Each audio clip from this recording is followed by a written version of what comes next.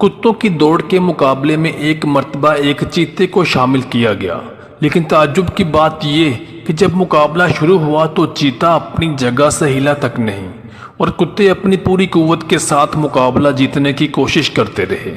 چیتا خاموشی سے دیکھتا رہا۔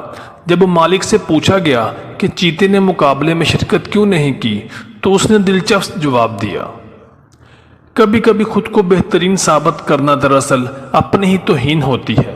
ہر جگہ خود کو ثابت کرنے کی ضرورت نہیں، بعض لوگوں کے سامنے خاموش رہنا ہی بہترین جواب ہوتا ہے۔ کتے کے ساتھ کتے دوڑتے ہیں، شیر اور چیتے نہیں۔ اس لیے ہمیں اگر خود پر یقین ہو کہ ہم بہترین ہیں تو اس کے لیے ضروری نہیں کہ ہم خود کو ثابت کرنے کے لیے کتوں کے ساتھ مقابلہ کر لیں، بلکہ چپ رہنا ہی ہماری سمجھداری اور عقل مندی کا ثبوت ہوگا۔